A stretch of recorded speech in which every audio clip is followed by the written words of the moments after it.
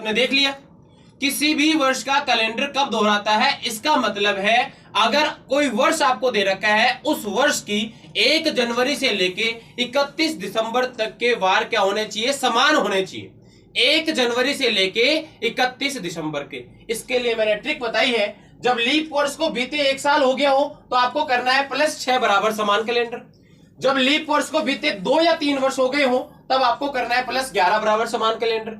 और जब लीप वर्ष खुद हो तो आपको क्या करना है, +28 बराबर समान कैलेंडर। इसके ऊपर समझना आप एक क्वेश्चन। अगर आपको मैं कहता हूं कि 2021 का जैसा कौन सा कैलेंडर होगा, 2021 का जैसा, मैं आपसे कहता हूं 2022 का कैलेंडर किसका जैसा होगा, मतलब 2022 के आगे कौन सा वर्ष ऐसा है जो 2022 के जैसे वार लेके आएगा, 2023 का जैसा कौन सा है और 2024 का जैसा कौन सा है। मैंने आपको क्या बताया था, मैंने आपको बताया था जब लीप वर्ष को बीते 1 साल हो गया हो, इससे जस्ट पहले 2020 लीप वर्ष था, मतलब कितने साल हो गए, 1 साल। तो कितना जोड़ना पड़ेगा, 6 जोड़ना पड़ेगा। कितना जोड़ना पड़ेगा भाई, 6 जोड़ना पड़ेगा। आपने यहां 6 जोड़े तो कितना हो जाएगा, 2027 आंसर हो जाएगा। 2027 हमारे इसका इस वाले प्रश्न का आंसर हो जाएगा। अब 2022 से पहले लीप वर्ष कब गई है, 2020 में गई है ना।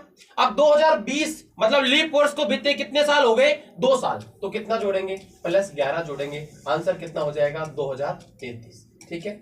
उसके बाद में 2023 से पहले लीप वर्ष कब गई है, फिर से 2020 में गई है। तो यहां पे कितना जोड़ेंगे, यहां पे भी 11 जोड़ेंगे, क्योंकि यहां पे कितने साल हो गए हैं, 3 साल हो गए हैं, और 11 जोड़ेंगे तो आंसर कितना हो जाएगा, 2034। लेकिन 2024 जो है वो खुद एक लीप वर्ष है। और अगर लीप वर्ष है तो मैंने आपको क्या बताया, जब लीप वर्ष हो तो +28 बराबर समान कैलेंडर होगा। तो यहां पे आप कितना जोड़ देंगे, 28 जोड़ेंगे, और 2024 में 28 जोड़ेंगे तो आंसर कितना हो जाएगा, 2052। अब आपके दिमाग में एक सवाल आ रहा होगा, छोटा सा आपके दिमाग में एक सवाल आ रहा होगा, सर आपने क्वेश्चन करवाया है कि 3 जनवरी 2018 को बुधवार था, तो दोबारा बुधवार कब आएगा, तो क्यों ना हम 2016 है यहाँ पे, इससे जस्ट पहले, तो इसमें 11 जोड़ दें।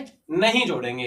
अगर किसी एक तारीख का पूछे तो पैटर्न ये फॉलो होगा, अगर किसी एक तारीख का पूछे, और अगर पूरे वर्ष का पूछे तो पैटर्न ये वाला फॉलो होगा। ठीक है, दोनों में फर्क मैंने बता दिया। किसी एक तारीख का पूछे तो वो जो तरीका बताया था वो लगाना है, और अगर आपको किसी एक वर्ष का पूछे कि पूरा का पूरा वर्ष समान होना चाहिए, तो यहाँ पे ये 3 पॉइंट है, ये आपके काम आने वाले हैं। बस इतना सा है, और ये जो है इसके आगे क्वेश्चन हम करते हैं। चलो।